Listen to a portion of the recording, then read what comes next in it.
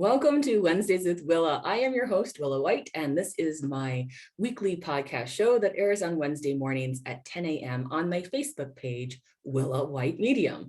You can also watch it on my YouTube channel, and it will get uploaded as well to the Lilydale Blog Talk Radio site. That's an audio-only feature. A lot of people like to see and hear us, so I encourage you to follow and share Willa White Medium so that you can be notified as to the various events and guests that I have on the show. And today I'm delighted to have as my special guest, Joseph Shiel. Thanks for being here today, Joe. Thanks, Willa. Appreciate it very much. Glad to be here. Yes, and Joe has been on the show before, so I encourage you to look back at the archive videos on Willa White Medium, and you can enjoy other things that we've talked about relating to spiritualism, mediumship, healing, faith, family, more, all of those wonderful topics that's associated with my particular podcast show. And for those of you who don't know who Joseph Shiel is, he is an evidential spiritual medium, and he does focus a lot of his mediumship on spirit art. And today we're going to be talking about his perspective on spirit art, and he'll be showing a few pieces of his art that he's done for clients in the past. And I think it'll be a fascinating conversation that will develop over the next hour or so that we can educate you more about spiritual art. Joe has for many years been a Lilydale registered medium, and it's something that Lilydale is in his blood, so to speak, as well. But it's something where if you want to get in with Joe, keep in mind that it's a waiting list only. And there are a lot of workshops and classes that he's offering that you're more likely to be able to get into in the near future. We'll cover a little bit more of that later on, but in terms of our show for today, we'll be focusing on spirit art. So Joe, let's tell them what you feel spirit art to be and how that is happening for you. Well, how is it happening to me?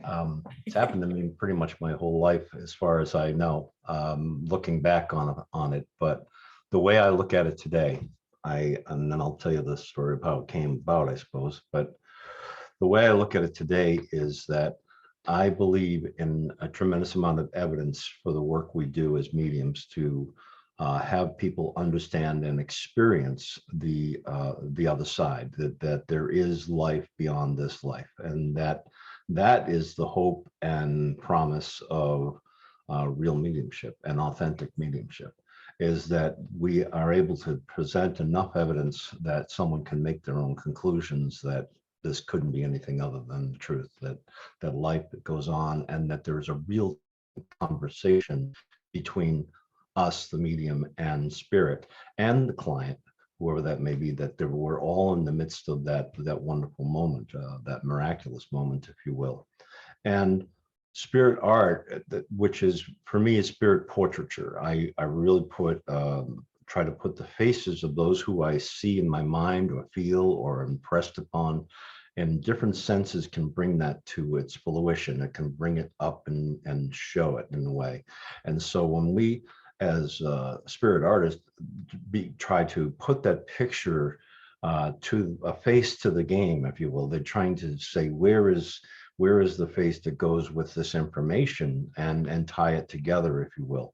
It gives the client a tangible picture, something to bring with them. And as they say, a picture paints 1,000 words. So it's this extra evidence that this person is actually here, and look, I see him. I see who he is, and I see how they are. And there's been times where I've drawn the same person at different ages throughout their life, in the same sitting, when they were little, when they were teenager, when they were middle-aged, and when they were old.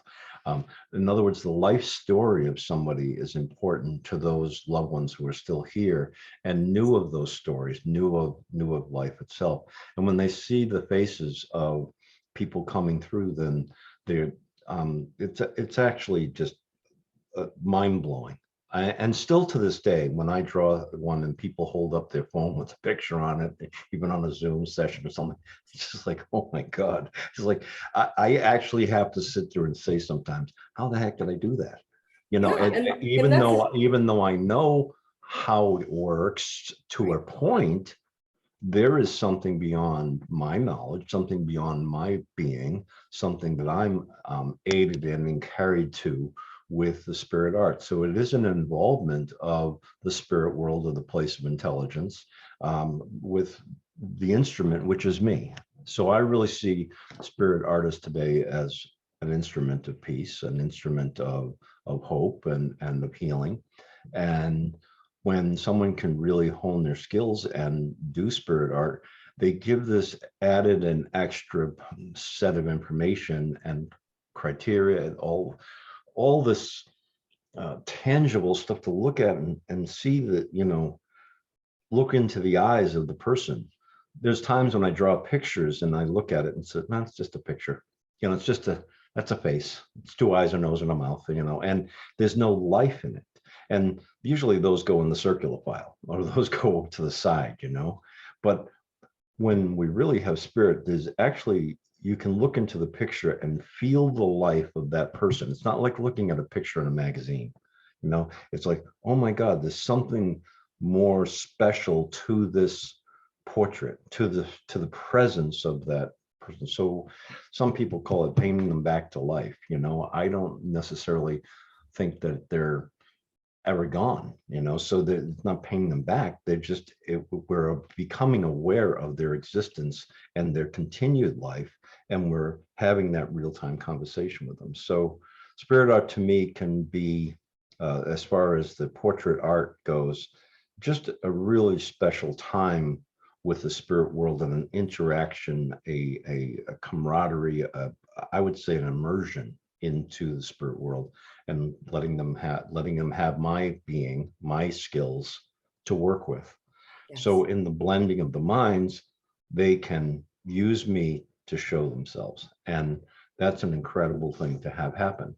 Now, did I always understand it to that extent or that way? No, you know, I drew my first spirit drawings back when I was 5. That's the first ones I remember. And it was so strange that the house ended up being inundated. My mother called the priest, you know, called the church. All of a sudden, the nuns and the priest were there, and before you know it, the house was filled with nuns and priests.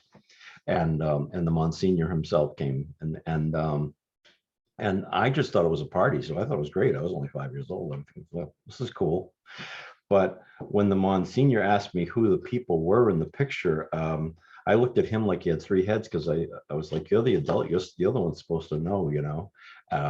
But I named them, and so this was happening to me kind of unsolicited, long before I actually understood what it was.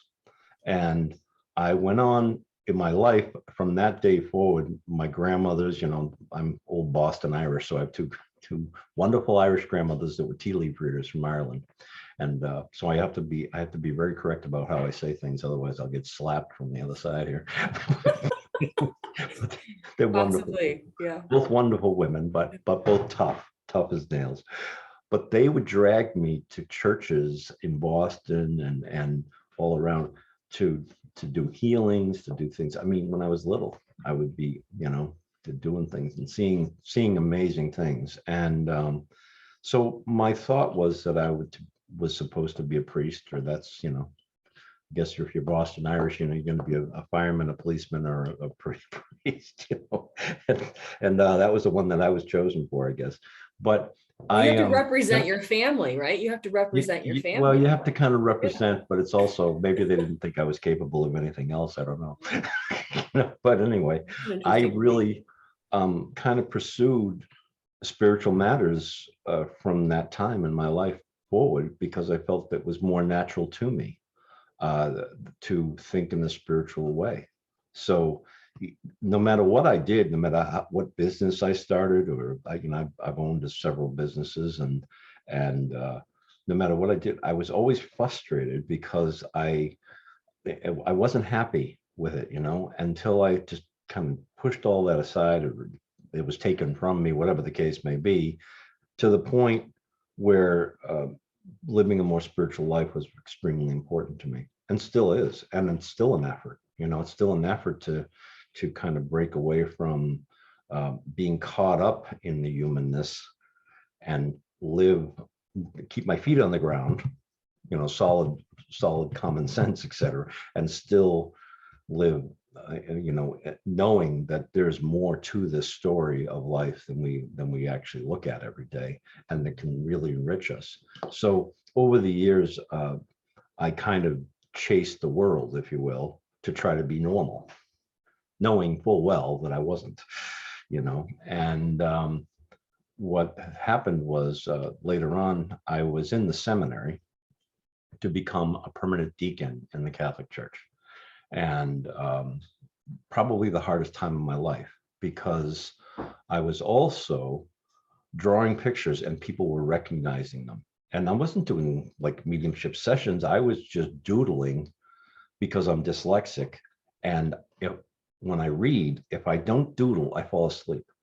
I kind of get lost in the words, and I'm off in this drift. So instead I doodle, and I leave that drifted mind over here while I'm reading the book and taking in what I'm reading. Mhm. And people started in the library, at the seminary, they started recognizing the people as people that had passed on. And that freaked me out, something awful. I thought, I finally done it. I finally gone off the deep end, and they're going to put me in a straitjacket and put me away somewhere. I mean, what am I doing? What is this crazy? And then I had one old priest that, you're being attacked by the devil, this type of thing. It's like, oh, come on.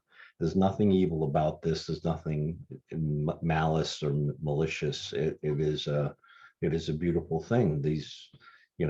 So one guy asked me for his picture of his uncle that I had drawn, and I didn't realize it was his uncle. He insisted it was his uncle, and I said, look, buddy, you can have it if you want. I said, Tom seemed like a nice guy. And he said, how'd you know his name? And that is when it struck me. What's going on? How did I understand? This is craziness. Well, you've been And having that since you were 5 to some extent. You yeah. repressed at different points.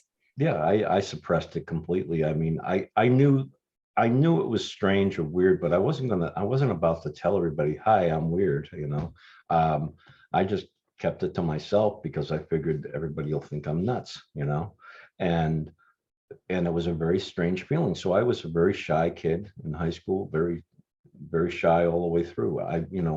Put me with my guitar and behind a microphone, I wasn't shy at all. But put me in a small group of people, and I could barely talk. I was so afraid that they'd figure me out or something, that I was weird. So today is much different because it's evolved over time and over many, many years of doing this work.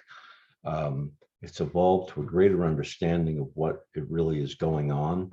I've been very diligent about always trying to discover more, always trying to find out more. I have involved myself in scientific experiments and things like that with different universities in order to figure out what is really going on with my mind, what is really going on with my being, how does this really work? Now, I don't think any of us really know 100%. However, we've got a handle on some of the pathways or some of the nuances that it takes in order to put ourselves in a position of receiving and understanding and processing the information that is there, beyond mind reading, beyond telepathy, beyond these just intuitive takes or even psychic calculations, like just trying to figure somebody out by, I know this about them and I know this about them, so it must be this, this calculating what's beyond all that. What is truly coming and in real time conversation, and how does it come out on a paper to be an actual drawing that is maybe not perfect, but pretty close to accurate. It's not realism in the sense of like a photograph feel. It's not a photograph, right. And I think some people are disappointed by that, but I kind of shake my head and go, okay. It's better than a stick figure. Well, sometimes I go, you try it.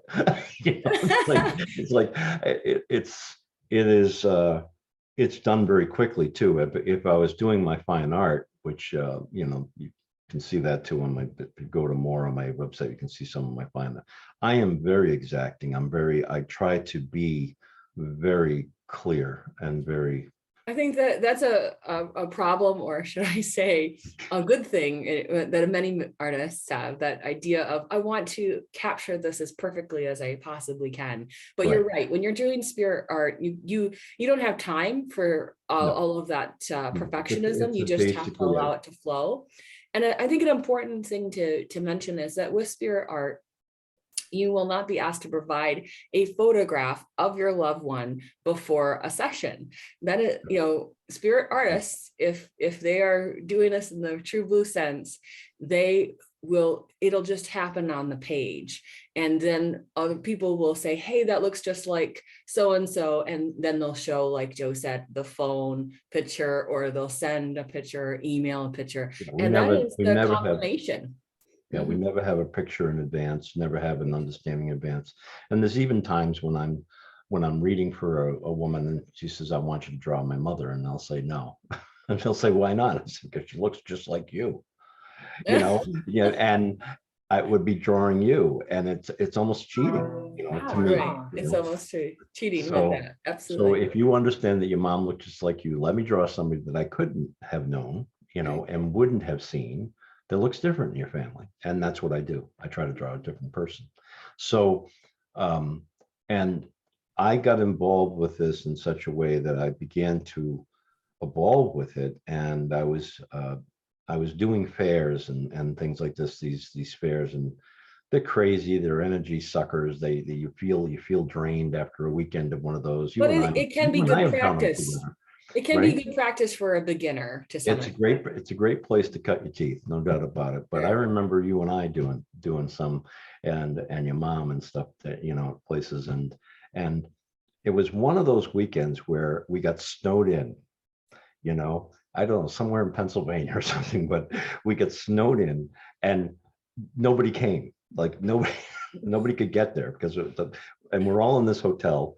And so to entertain each other, we did readings for each other. And Milton, we all bought way too much stuff from the booths of stone booths and all that stuff. So anyway, I decided to try some different things, and I did, and I started doing multiple drawings.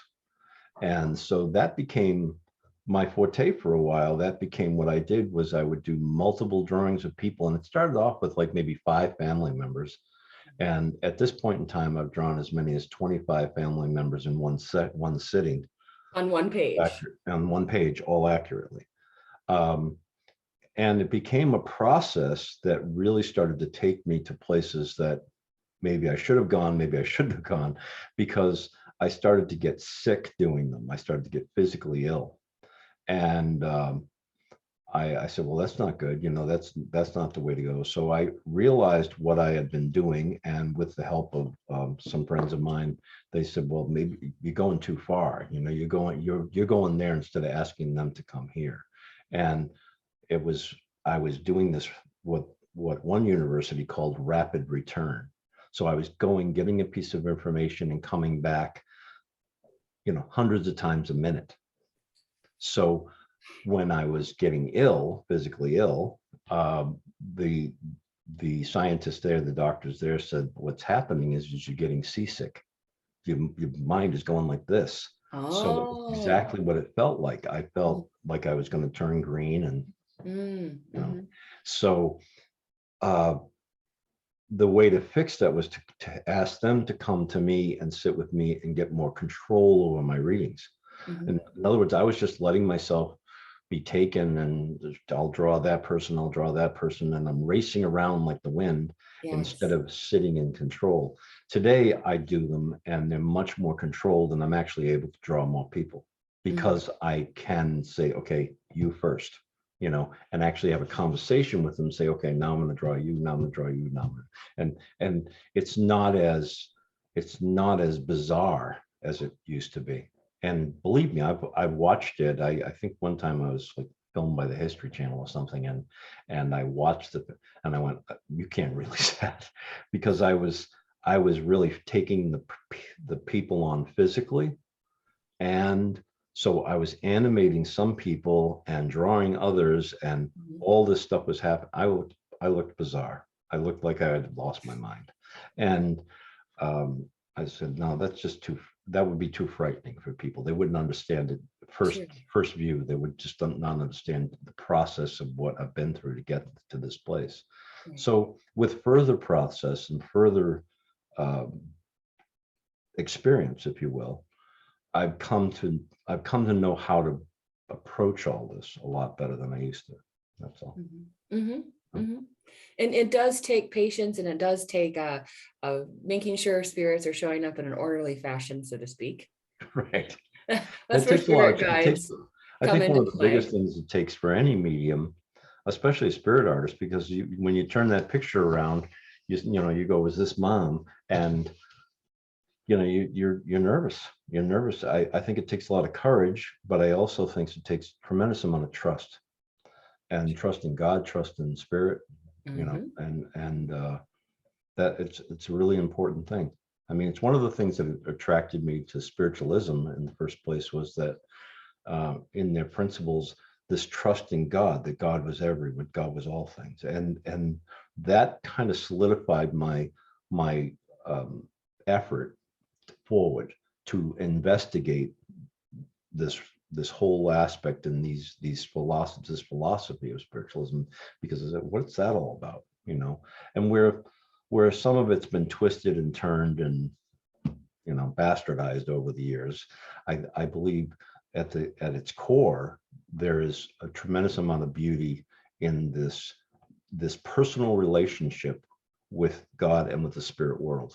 Yes. And that mediums have been given this great gift of being able to perceive in one sense or another, or many senses, this other world, this continuation. And what's more hopeful in life that this isn't it.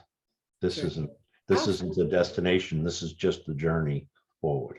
So let's share with them a few pieces of your art, and you can explain a little bit about how those came about, what the process was for you.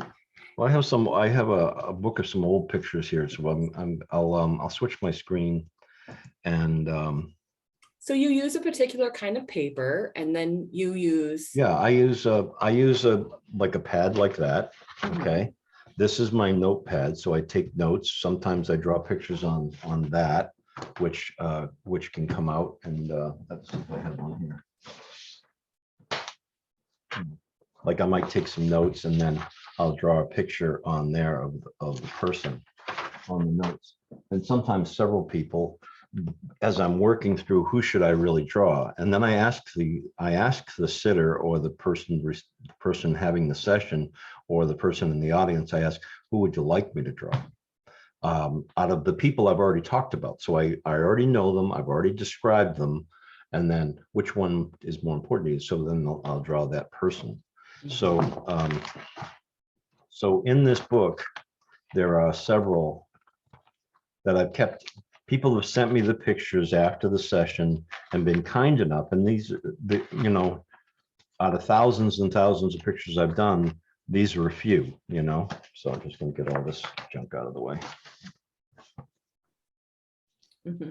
So, and at times I'll do them in pastels or colored pencil, and sometimes just black and white with charcoal pencil, or I use a graphite pencil, which is a solid graphite pencil. And in my spirit art program that's underway right now, I talk about the different mediums that you can use, and this is a graphite pencil with a gum eraser, and so that I kind of hold it like that to draw with. This is more of a charcoal pencil, so it might get a little darker that way. And then on and on, these people are come through with me, and then I see them, and I saw him in his casual shirt, here's a picture of him at a wedding with his wife or whatever, and I drew this for the wife who had lost this gentleman. And that's after you've given identifiers and acknowledge that you've had acknowledgement that you're connected with I used to the ask person in people, spirit. yeah, I used to ask people to send a picture to me. Mhm. And now people have gotten to know me so well, they bring one with them and keep it in their purse until such time as I'm Keep it done. hidden. And then they show it to me. Or today people have it on their phone, you know, which is really interesting. The first time I ever got a phone one done. So You start in the traditional mediumship way, you get the identifiers, yeah, I usually they understand. I usually spend time doing a reading, if you will. Yeah. And then somewhere towards the end of the reading, I say, well, what, you know, who would you like me to draw? Or by that time, I know who they want me to draw. You know, they lost their son, and I know it's the son I should be drawing, you know. So at that point, you pick up the pad and paper and you're able to then transfer onto the page what you're seeing clairvoyantly. Right, right. And it's not just clairvoyantly is probably the easiest way to do it is that I see them in front of me and I ask them to sit still and stay still and be there. However, it is and two people have helped me over the years. First off, I was at Plymouth Church and I used to play music. I used to do an inspired song or a spirit song, if you will, at that service every week. And then one time they had this class afterwards. And so it was called Spirit Art. And I was like, oh, wow, what the heck is that? You know, I really didn't know, even though I was doing it, I didn't know what it was. And this wonderful woman named Bonnie White, perhaps you know her. My mother. Was giving the class, and I went down and she was just a sweetheart, and we were drawing these little pictures and stuff, and I was just like, this is fascinating that actually somebody's actually doing this, that I'm not alone anymore. Yeah. I'm not the only one that does this. And then at the time I thought I was, and then later on I was doing all those multiple pictures, and someone introduced me to Rita Berkowitz. And Rita was sitting on the back of my boat over in Chautauqua Lake, and we had taken a ride on my boat, and she was sitting there, and I said, she goes, do you have any questions for me? And I said, yeah. How do you do single pictures? I mean, I'm always seeing like tons of people. And she said, just ask them to sit still. And I went, oh, duh. So she helped me tremendously by that one little statement. I just went, okay, this is a whole new world now, you know. It was like I was almost afraid to ask questions, you know, and at that point I began to learn that okay, enough's enough, stop playing around, just start having conversations, start learning from them, from the spirit themselves, and that way I began to do that. So, you know. And so over the years, I've done these things, and just it's always remarkable to me, the likeness, and it's always something that moves me many times to tears, because I know that God is love, and I know that this place is a place of love. No matter what that person was like, whether they were, you know, a really great person, or they were, you know, kind of a troublemaker, or you know, kind of rough in life. They always come through with this tremendous amount of love, and their reformation is underway. You know, they're forgiven for their way. They understand why they were the way they were in life, you know. And it's not like you're asking the client, hey, did they have a receding hairline? Did they wear glasses? No. None of that is part of this. It just I asked on the page. As a matter of fact, part of my patter, if you will, is part of the way I begin my readings is don't ask me any questions. Please don't ask me any questions, you know, direct questions. Because what happens is we work in the imaginary mind as mediums. And imagine if you work in the imaginary mind and you have artistic ability and spirit can utilize both those skills, then you too could do spirit art. You know, what you do is you work on these skills, which are mechanics. You know, how do you draw a face? And once you have the mechanics down, then spirit will utilize that with you in order to draw themselves. Okay, and it's kind of a camaraderie or a partnership with spirit in order to draw the picture. Yes. In other words, okay. So, come and to show you that spirit is involved, I wanted to get to a picture here. This guy was cool. He was a police officer, but he had the long hair and stuff after.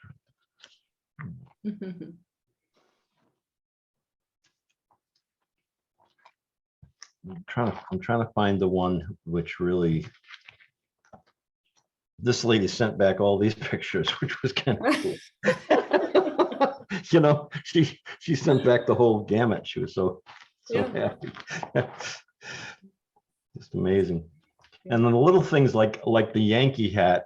When I see the things of there's something somebody loved in their life and that they always wore, you know, that type of thing. It always that blows my mind and really gets me going, because I really believe that they're really showing who they are, you know. Sure. Okay, so this picture here, okay, is a picture I drew for a woman, and her husband was sitting on the couch to the side, and I was doing the reading for the woman, and we talked about her mother, and so we got her mother, and so I drew her mother, and at the same time, the husband was skeptical. You know, he's like one of these guys, like, you know, just sitting over here like, I can't believe I had to drive her to get this thing done today. You know, like, what am I doing here? You know, he'd rather be home watching the game, you know, but all of a sudden his mother came through, and I said, well, you know, who's Helen, or whatever the case may be. And he says, well, and he didn't want to participate. He didn't want to, but I said, come on, you know who she is. It's your mom, right? And he goes, yeah, that's my mom.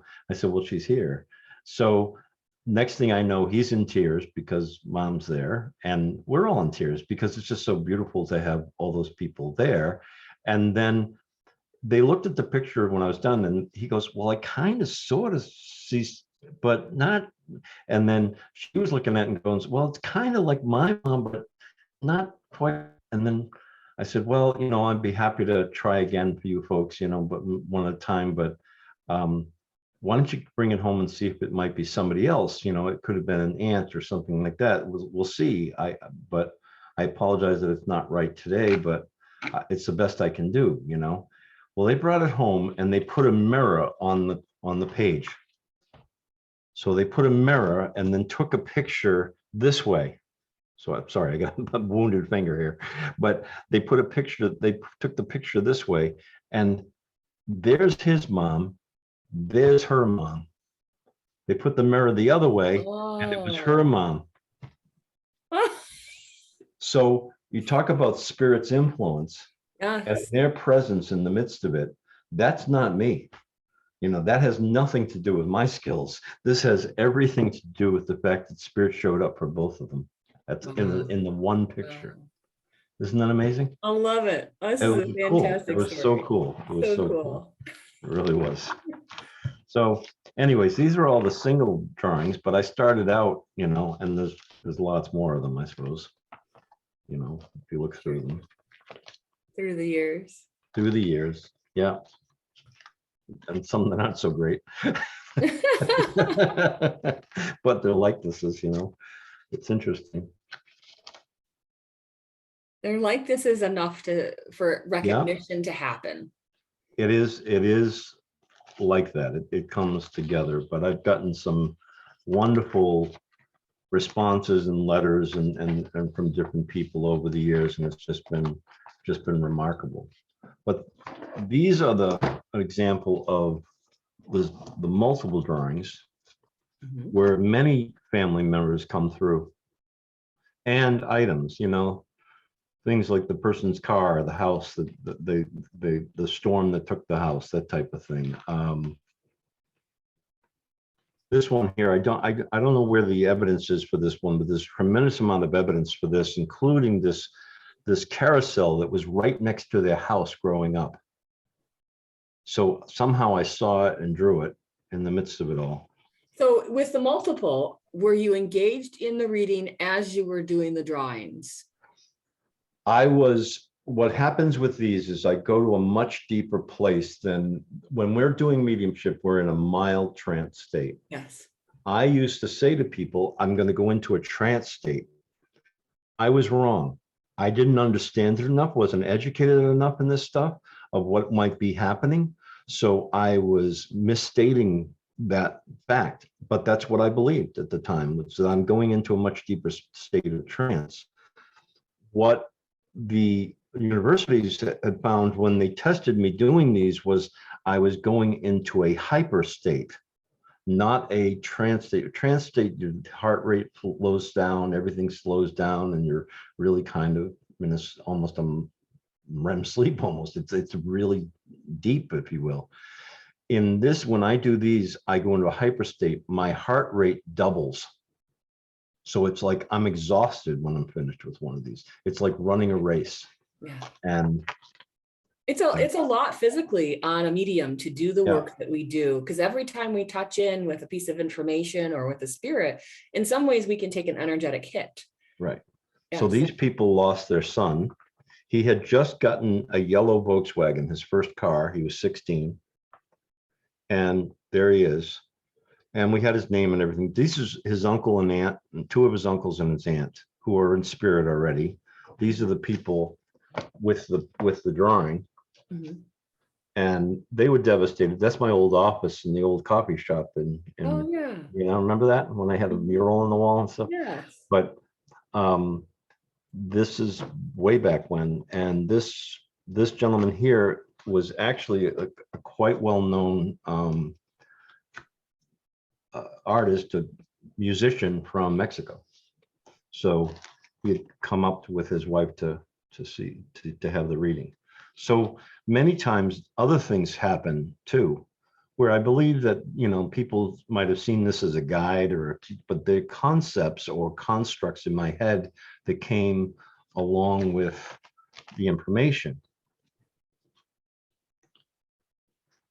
So these are pretty bizarre, but everyone's named, everyone, you know, they all have their names, their what they did for a living, where they were.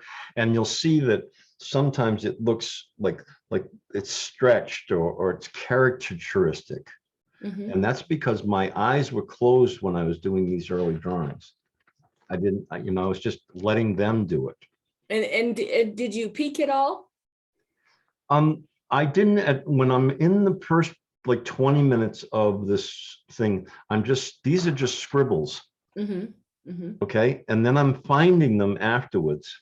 Aha. This, Yes. this was for the chief of Six Nations. Okay. Alan. And I didn't know he was the chief. He sat there and said, okay, you know, go ahead, do your thing. You know, it's like, oh my God. But I was up in Six Nations, Mhm. and I've never had a more easier place to do readings. And I believe it's because most of the Native Americans believe in this. I mean, they believe in their ancestors being there, that they call upon them all the time for advice and things. And so it was very simple to do readings. But his grandfather, who is this man right here, is named Two Eagles. Mhm.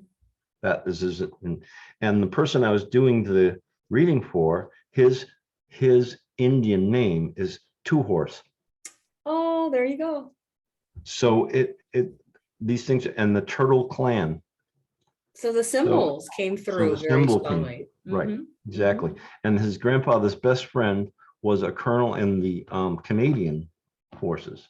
So this is a traditional hat that I wouldn't know from Yeah. the hole in the wall, but You wouldn't know just, that. Yeah. just interesting stuff, you know. Yeah. There's some evidence here where this is the boy that was killed on this tree. He ran in a 4x4. You know, he ran it in up this tree, and the four-wheeler flipped over on top of him. Mm. This boy here. Now I'm noticing that the paper There's has a the chief. blue hue. Did you use blue on purpose, or is that I just? used a blue paper, sometimes gray, like this one. Mm-hmm, mm-hmm. Okay, these Is are there a reason that more you Native chose American that? ones. Is there a reason that you chose that color? So the pastels would show up better on them. Mm-hmm. You know, that's really the sense of it. So these were, I've done a lot of these over the years. I mean, just thousands, thousands of drawings. And So it's a wonderful thing that they can see that what you're trying to convey, the symbol interpretation that happens in this, and then also the reading that becomes, and you know, as they get to see it come about, it's almost like they get to watch it cook, right? yeah, and Watch it be you know, the prepared. interesting thing is with the new Zoom type readings is that I can use that second camera and they can watch me draw as I'm talking about the person. And usually as I talk about the person and their eyes come through, I can look into their eyes and have a deeper, more meaningful, more evidential conversation than just if I'm trying to figure out what's going on in my head. It actually is in front of me and I'm actually having a conversation with that person. That's why I said there's life in the picture, because I'm actually looking and having this conversation with the picture itself, which is really kind of interesting because it intensifies the information, which is incredible to me. And obviously, you know, I suppose I can take credit for having worked so hard at getting this, and I continue to work hard. I feel like I'm still a novice. I still have to go and have so much more to learn, so much more to know. But by the same token, I can't take any credit for it when it comes to the presence of spirit and their insistence about using people like you and I to come through and show their love for their loved ones.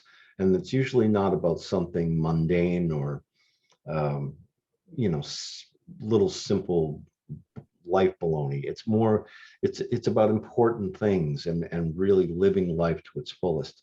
And they all come with that kind of a message. So having been here, done that themselves and made the mistakes themselves, they have a much greater message for all of us. That is very, very true. I have another quick question regarding your spirit art.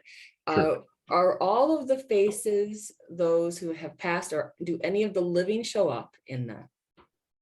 I have had the occasion of 36 times so far, and I'm keeping count because we're trying to figure it out exactly.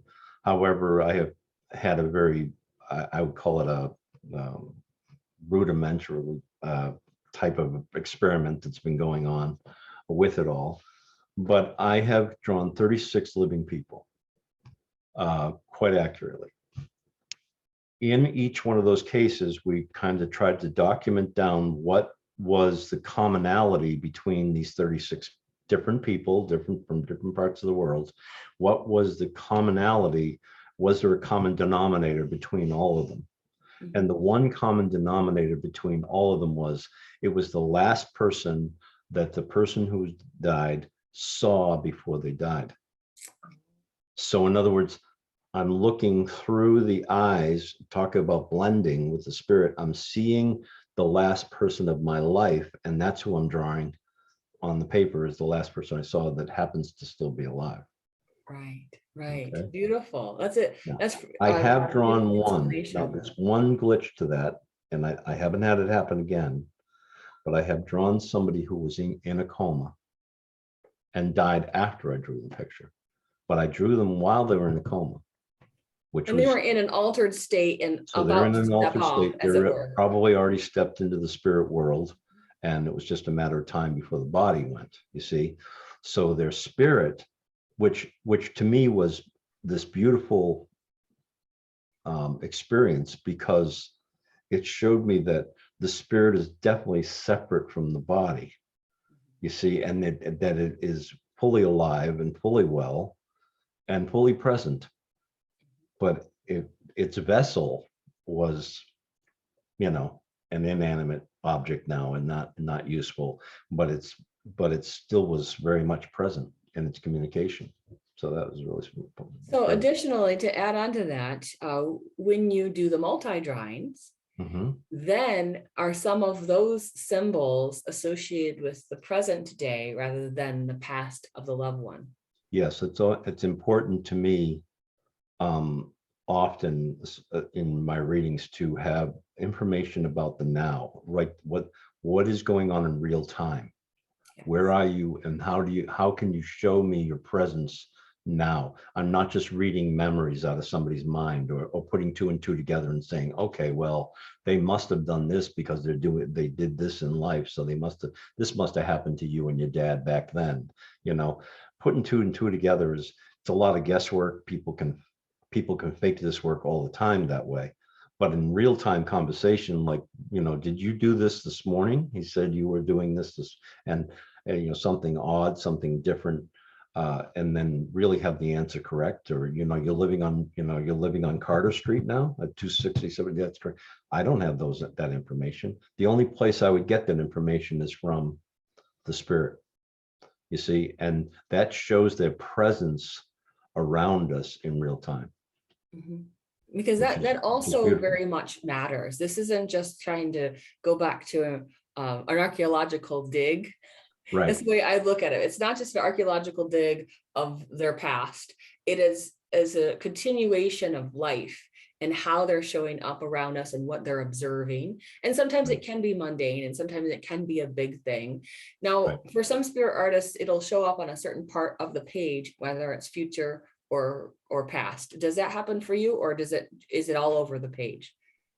With me, it's a matter of, I keep things in an organized fashion in my mind. So on the page, as I'm taking my notes, all the women are on the left, all the men are on the right.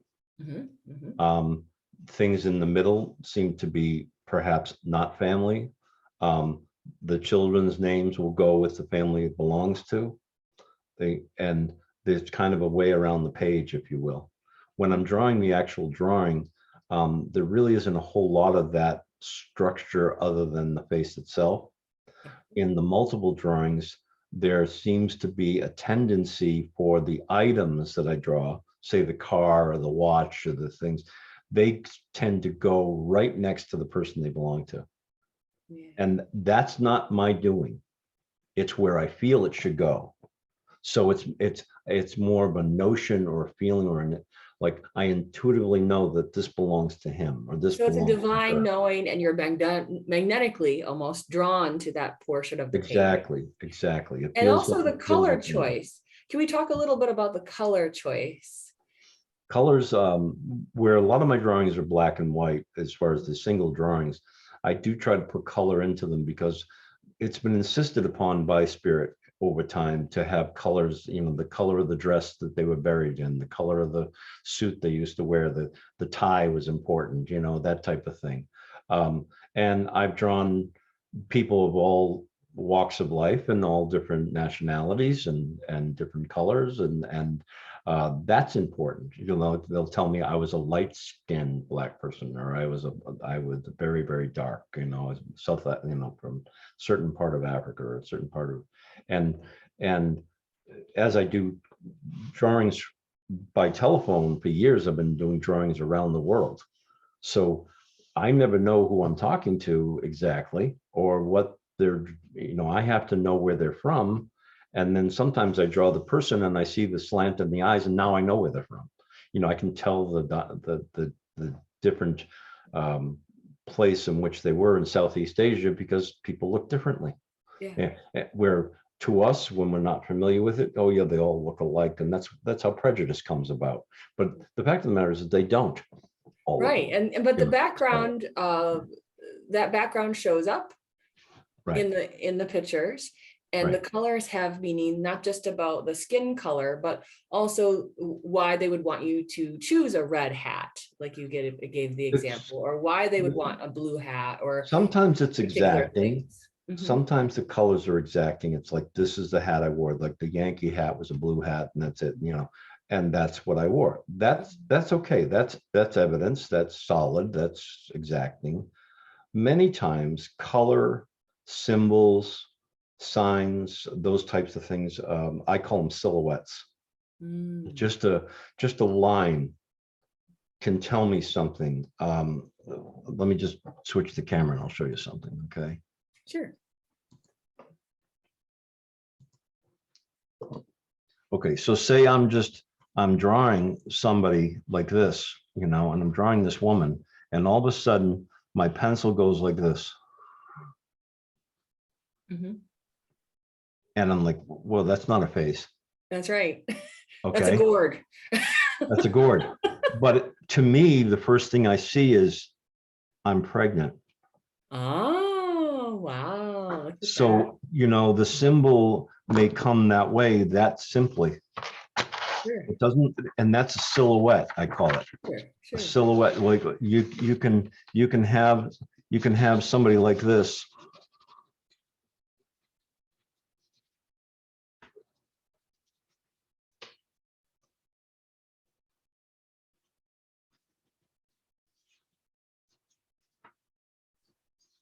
And that's all you see.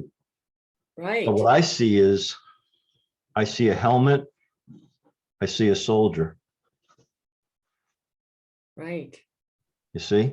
Yes, you can see the nose. And Yeah. and if I were to complete the picture, then, you know, then I would have that particular person there. But the silhouette is what I saw first and only. So the silhouette brings me to the exactness of it. You know, you might just draw an apple, you know, and I just feel like that's the thing coming through in my head. So I draw that apple, and it becomes whatever. But what does it mean? Oh yeah, he's from Manhattan. Ah, Okay, the so big apple. Yeah, sure. I believe that the mind takes things in many paradigms and many different perspectives, and that's how we come about to see what really is going on. Yes, And yes. we're, just like you said, when we're drawn to that item is drawn to that certain person in the picture, so too is the medium drawn to which one is the right answer, which one makes sense. I could look at Apple and say, oh, did he own an Apple computer? Oh, he liked apples. Oh, he's a teacher. Oh, he's from Manhattan. That makes sense to me. Why does it make sense to me? Because I am blended with spirit, and when I hit the right one, it's going to feel right to me. Yes, You see? your truth meter goes bling. That's the one. Bingo. Exactly. Yes, and don't you feel that a lot of that is due to clear cognizance, that clear knowing, that divine knowing, soul sense, where I think it's a we're clear in that knowing, but boom. I think it's not only a clear knowing, but I would venture to say, in my own experience, that it's because we do know each other, and we always have, that we are one. And I'm very much an advocate for the fact that if we are one, then that personal responsibility we talk about in spiritualism is really about being responsible for everyone else, and responsible for others. And if we actually cared for everyone else as much as we care about our own survival, we would actually have a much more peaceful place. And I think it's possible, maybe not in my lifetime, and people may say that I'm a little naive, but I think if we can help people to see the fact that we are interconnected in so many ways, and that we've known each other for millenniums, that we're not here to fight or to hurt, but to uplift and feel the genuine beauty of the love between us, no matter who we are or where we're from. That may change the notions of these human conflicts and human, you know, competition and just prejudice and ignorance, if you will. If there is such a thing as evil, to me, it's ignorance. It's just a lack of knowledge, and you know, the nothingness, if you will, or jumping to conclusions. We really need to be consummate students of everything, and Yeah, when we do that, of we life and that become sacred union. right. And as Exactly. mediums, that's what we bring, you know, every day, every time we do a reading, that sacred union with spirit and what they're trying to convey through the symbols, through the vision and the feeling and the knowing and all of the different special ways. And I think it's beautiful the way you've been able to translate it onto the page for so many people, and that they can see that person on that page again. in a different way than they would from a photograph, but especially because it's a process. There's a mediumship process that is associated with that, because a person could just, as you were showing that to us, go, yeah, that looks a lot like the photo, but there's a greater meaning for the actual client when they're in that, because they're just like, that person came through in the time that I had with Joe or another spirit artist, and I can see how it happened in real time, that my loved one was there in real time. And I think that's the big difference within mediumship and bringing evidence through. Right. And there was a time when I looked at all this and said, why me? Why me? Like, why am I so weird? Why am I this? And it changed to, wow, look at this. And you're grateful. And then now it's like, why me? Why would you choose somebody like, but by the same token, I think that there are many people, in the spirit art program that's ongoing right now. I mean, there are scores of people in that program that are better artists than I am, and some that are just prolific mediums for years that never drew, but now they think, well, maybe I can, and they're seeing it come true, that they can add this tangible evidence to the spoken evidence, and to the physically experienced evidence, like the animation of the spirit. And it's just incredible. And what I'm really hoping for in my teaching is to see people bring forth and insist upon the integrity of that, they show the real deal, that there's no more baloney or manipulation or all this stuff that, many times over the years, people perceive us as, because of the frauds in the world. This is more about those who are really sincerely trying to connect and make those connections and bring enough evidence to show the absolute possibility of the continuation of life. What more hopeful message can there be for any of us, that after this life of many mistakes, many wonderful things as well, that there is actually more to it. There is so much more, and so much more to experience, that life goes on, and that the interaction between this experience, this life experience in this world, as opposed to the one in spirit, that the interaction is a valuable, I would say, experience or education for us to evolve the way we live in this life. And mediumship is often looked at as, oh, they always talk to the dead, they're about the dead. And I'm insistent to say, no, that's not, we're not talking about dead people at all. Not at all. Exactly. We're talking about life and life. That's it. And about honoring life, and honoring this life for the time we have, and eat up every minute we can. Yes, savor it. Fill it and savor it, no matter what, and I've done counseling over the years, and young people who want to commit suicide. I said, why would you want to kill somebody you don't even know yet? Take your time.